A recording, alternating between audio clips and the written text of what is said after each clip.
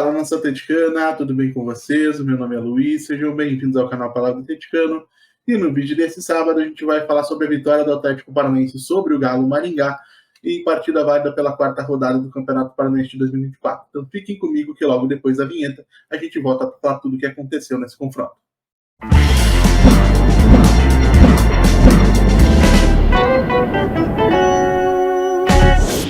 E antes de mais nada, gente, o vídeo de ontem aqui do canal Palavra Atleticana atingiu um número bem bacana de visualizações, foram mais de 2.500. Nós que nos aproximávamos de 1.500 inscritos, agora já chegamos aí relativamente perto dos 1.600. Então, muito obrigado a todo mundo que acompanhou o canal até aqui, que se inscreveu e permitiu que a gente atingisse essa marca. Sejam muito bem-vindos, todos que se inscreveram por conta do vídeo de ontem, e fica reforçado o meu compromisso de seguir produzindo conteúdo sobre o Atlético Paranaense, quase que diariamente, porque eu sei que às vezes eu falho, para que a gente possa debater sobre o Furacão. E agora, falando sobre o jogo de hoje, a gente vai falar sobre Atlético Paranaense 2, Galo Maringá 1, partida que teve início às 18 horas e 30 minutos deste sábado, dia 27 de janeiro de 2024, na Liga Arena, em Curitiba, e válida pela quarta rodada do Campeonato Paranaense de 2024. E para esse confronto, o técnico colombiano Juan Carlos Osório escalou o Furacão com Bento no gol, Tomás Coelho, improvisado na lateral direita, Lucas Belez e Thiago Heleno formando dupla de zagueiros. O Thiago Heleno que cumpriu suspensão imposta pelo STJD nas 3 primeiras rodadas do torneio e hoje voltou à equipe, voltou a estar à disposição. Matheus Gamarra pela lateral esquerda, como a gente viu no segundo tempo da última partida contra o Maringá.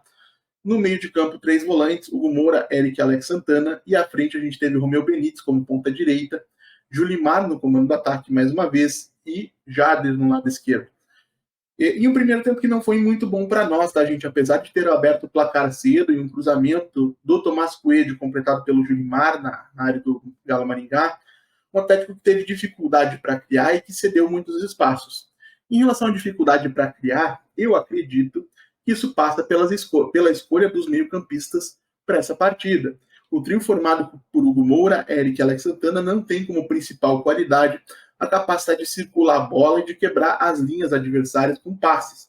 O Hugo Moura hoje é um jogador quase que unidimensional, praticamente só marca, e mesmo na marcação tem deixado a desejar, como a gente vai falar em algum momento aí mais para frente no vídeo. Eric é um cara que acrescenta algumas situações em relação à chegada à área adversária, poderio aéreo para o time do Atlético, né, nas jogadas de bola parada, e alguma capacidade com a bola, mas não é um articulador e muito menos um jogador com essa capacidade de romper linhas defensivas. O Alex Santana, de maneira até similar ao Eric, tem alguma qualidade com a bola, mas tem como principal característica a imposição física, chegada à área adversária, finalização de média distância. Então é um trio que, no conjunto ou individualmente, nenhum deles tem essa capacidade de trabalhar a bola, e por esse motivo o Atlético teve muita dificuldade para criar outras ocasiões de gol durante a primeira etapa.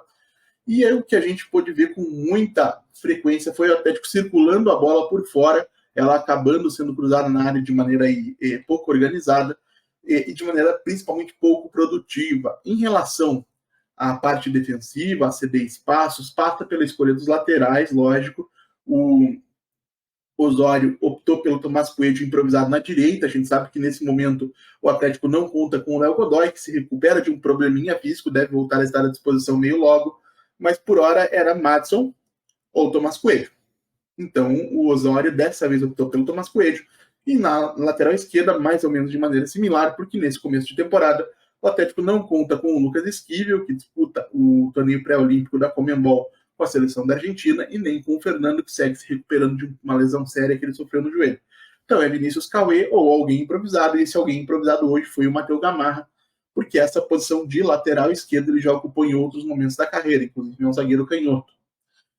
E desses dois a gente viu, acho que quase que de maneira igual, muita agressividade, avanços ao campo adversário, mas deixando muito espaço às suas costas, principalmente quando o Atlético não conseguia articular a jogada e acabava perdendo a bola. Na minha leitura, eu entendo que os dois avançavam demais no momento da saída de bola. Existe uma regra meio que não escrita de que quando você ainda não avançou o suficiente no campo para estar em um momento de ataque, os laterais não devem avançar muito além da linha dos volantes, e a gente viu isso acontecendo muito, tanto com o Matheus Gamarra quanto com o Tomás Coelho no jogo de hoje, deixando espaços enormes às suas costas. Tanto é que é pelas costas do Matheus Gamarra que o Cerro desperdiça uma primeira chance, uma bola bem defendida pelo Bento, e mais uma vez é pelas costas do Matheus Gamarra que o Galo Maringá cria uma segunda oportunidade e agora sim, e aí sim, iguala o marcador, deixando a torcida bastante preocupada. No intervalo, o Osório faz 3 mudanças. Deixa eu até pegar aqui para minha memória não me trair, mas saíram no intervalo. Vamos pegar aqui. Saíram então Matheus Gamarra, Hugo Moura e Romeu Benítez para as entradas de Bruno Zapelli, Madison e Kaique Rocha. E o que o Osório faz nesse momento é modificar a estrutura tática do Atlético dentro de campo, porque a gente passa a ter um trio de zagueiros natural, com Lucas Beleza, Thiago Heleno e Kaique Rocha. A gente passa a ter na dupla Eric e Alex Santana, 2 volantes apenas, não mais 3, como a gente teve na primeira etapa, com o Madison na ala direita, o Tomás Coelho pelo lado esquerdo, como ala também, o Bruno Zapelli como esse 10, acompanhado na maior parte do tempo pelo Jader, e tentando abastecer um atacante que de primeiro momento foi o Julimar e depois mais tarde foi o Pablo. Por que isso foi importante? Primeiro porque acrescentou mais solidez, mais cobertura aos avanços dos laterais, né? O Matson é bastante ofensivo também, a gente sabe que inclusive ele tem um problema de deixar muito espaço às suas costas, mas com 3 zagueiros a cobertura acaba sendo um pouco mais simples, por você ter mais gente posicionada para fazê-la quando o time não tem a bola. E além disso, o Atlético ganha um elemento criativo no meio de campo, que é o Bruno Zapelli, e permite que o Jader, que no primeiro tempo ficou muito perdido pelo lado esquerdo, inclusive não foi muito bem, ou foi até bastante mal, se a gente for aí levar a coisa de uma maneira mais rigorosa, porque além de ter perdido algumas bolas que não deveria perder, as jogadas que ele conseguiu dar sequência, a grande maioria foi realmente em direção ao campo de defesa. Então, para um jogador que foi escalado como ponta meia, né, esse jogador que sai de fora para dentro para articular, realmente o Jader ficou devendo muito na primeira etapa. No segundo tempo, posicionado mais para dentro, próximo ao Bruno Zapelli, para que os dois pudessem ocupar um espaço que no primeiro tempo o Atlético não tinha ninguém ocupando, que é o espaço ali, a região onde trabalham os volantes da equipe adversária, né? E lógico, principalmente querendo explorar o espaço nas costas dos volantes antes de chegar aos zagueiros, a gente viu um Atlético deixar de ser um time que circulava a bola demais por fora, cruzava de maneira pouco produtiva, como a gente viu na primeira etapa, e viu um Atlético ser mais criativo e mais agressivo, ser mais dominante, por conta dessa mudança do Osório. Então, por mais que a gente tenha visto um Atlético com 3 zagueiros, não foi uma mudança ruim, longe disso. Durante aí alguns minutos a gente viu um Atlético crescendo em campo, até criando algumas situações, e até o momento que a gente chega ao segundo gol, numa bola que o Madison alcança, né, quase que no último segundo, né, cruza para trás e encontra o Pablo, que poucos minutos antes havia substituído o Julimar, para que o Atlético pudesse estar mais uma vez em vantagem no marcador. E aí sim, dar aqueles que seriam os números finais ao placar. Um Atlético que, nos minutos finais da partida, teve alguns momentos aí de algumas escapadas que poderiam ter terminado com a marcação do terceiro gol. Isso é uma coisa que o Osório vai ter que trabalhar, porque quando o espaço surge é importante saber aproveitá-lo. Mas algumas boas notícias para o jogo de hoje. Gostei muito, mas muito da entrada do Bruno Zapelli. Achei que encontrou soluções importantes para os momentos em que o Atlético não tinha a bola. A meu ver, não dá para abrir mão de você ter um jogador mais criativo no meio de campo, especialmente no Campeonato Paranaense, onde o Atlético quase que invariavelmente será favorito e terá a posse de bola.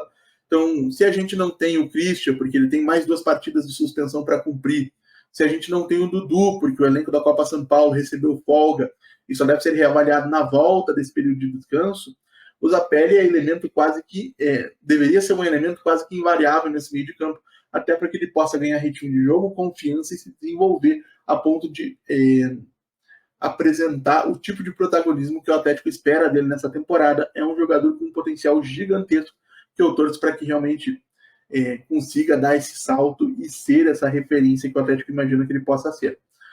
Em relação ao Tomás Coelho, eu acho, por mais que ele tenha deixado espaços no primeiro tempo, em razão aí do posicionamento, né, não é um jogador da posição, mas mais uma vez ocupou com alguma qualidade a lateral direita, oferecendo aí suporte na construção das jogadas ofensivas, sendo agressivo em relação à linha de fundo. No segundo tempo foi deslocado para o lado esquerdo, então uma polivalência bastante bacana, primeiro como lateral numa linha de 4, depois como ala numa linha de 5. A gente já viu o Coelho jogando pelos dois lados do ataque também nesse Campeonato Paranaense. Então um jogador que de 6 meses para cá, da metade de 2023 para cá, se não virou um craque, e o Coelho nunca foi craque, inclusive, poderia ser questionado até um torcedor do Red Bull Bragantino sobre isso, para que se possa entender que a função do Coelho sempre foi oferecer intensidade num meio de campo que tinha em Arthur e em Claudinho aí os seus elementos de brilhantismo, mas ele conseguiu se mostrar um jogador útil e ter um crescimento técnico, alguma coisa que eu espero que continue acontecendo com o trabalho do Osório, que é um técnico que tem muito essa marca de desenvolvedor de talentos, e o Coelho tem um teto técnico que ele ainda não alcançou, pelo menos essa é a leitura que eu faço.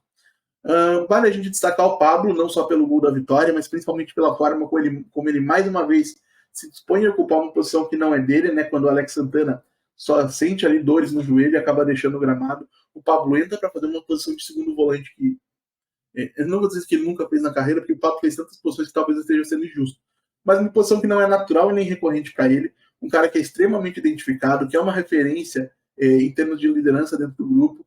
Então, um jogador que merece todo o respeito da torcida, por mais que exista, assim, uma ansiedade, inclusive minha, não nego, em relação à chegada de um centroavante de maior porte. Se tudo correr como se imagina, deve ser, sim, o Gonzalo Mastriani, centroavante uruguaio do América Mineiro. Então, de um modo geral, gente, um jogo em que o Atlético foi de menos a mais, o Osório teve a oportunidade de fazer mais alguns testes, o que para mim é, sim, bastante válido. Alguns jogadores se destacaram, outros mostraram, mais uma vez, que precisam fazer mais do que vem fazendo. Isso vale para o Moura, isso vale para Eric, isso vale para o próprio Jader, que precisa apresentar um nível melhor para conseguir postular uma vaga nesse elenco para um ano tão importante como esse 2024 do Atlético, por mais que ele tenha ido bem lá na Colômbia, ele precisa mostrar que é capaz de ir bem aqui também e ajudar. O Julimar, achei que foi bastante discreto, além do gol que marcou. Não acho que mereça grandes elogios, talvez também não mereça grandes críticas, mas e a gente precisa falar de Romeu Benítez, realmente não fez um primeiro tempo muito bom. Um jogador que, como eu falei aqui, muito jovem, não tem lá grande experiência internacional, vem de um campeonato que é o paraguaio, com um nível de exigência técnica e física mais baixo do que o campeonato brasileiro. Então ele vai chegar para um período de adaptação. A gente torce para que essa adaptação seja rápida, para que ele possa ajudar o Atlético ainda em 2024, seja como titular, seja como uma boa opção de banco, mas acho que é necessário que a gente entenda que é um jogador que chega para ser lapidado. Esperemos que o Osório consiga lapidá-lo com alguma velocidade para poder colher dele o rendimento técnico que se imagina, porque diferente de Coelho, diferente de Canóbio, tem outras características, o Benítez é um ponta que, nessa sua carreira curta, pelo fato de ser jovem, já se mostrou capaz de marcar gol, já se mostrou capaz de dar assistências. Então, um jogador que, adaptado ao futebol brasileiro, deve ser uma peça importante para o funcionamento da equipe do Atlético. Então, gente, um jogo que teve longe de ser brilhante, que tem como ponto positivo a virada, que apresentou algumas melhores em relação a alguns jogadores e segue o trabalho do Juan Carlos Osório. Vou repetir aquilo que eu disse aqui em vídeos anteriores. São agora 20 dias de trabalho, 21 dias de trabalho no jogo de hoje, durante o jogo de hoje. Não é do dia para a noite que essa equipe vai absorver as ideias do Osório e executá-las da maneira como ele imagina, especialmente tendo que jogar quarta e domingo, como está acontecendo. Então tenhamos um pouco de paciência, saibamos entender que para que a gente possa jogar um bom futebol como a gente imagina e como a gente tem pedido nos últimos anos, há um processo que precisa ser respeitado e esse processo exige tempo. Mas e você, gente? O que acharam do Atlético Paranaense no jogo de hoje? Gostaram ou não gostaram? Quem vocês acharam que foi bem ou que foi mal? Quem foi o melhor em campo para vocês? Para mim foi o Tomás Coelho. Deixe a opinião de vocês aí nos comentários. Como sempre digo, eu leio todos e respondo todos. E se você chegou até aqui, eu peço que deixe seu like, se inscreva no canal, compartilhe o conteúdo em redes sociais. A gente volta a falar do Atlético Paranaense amanhã aqui no canal Palavra Atleticano. Muito obrigado mais uma vez pela atenção de todos e até a próxima.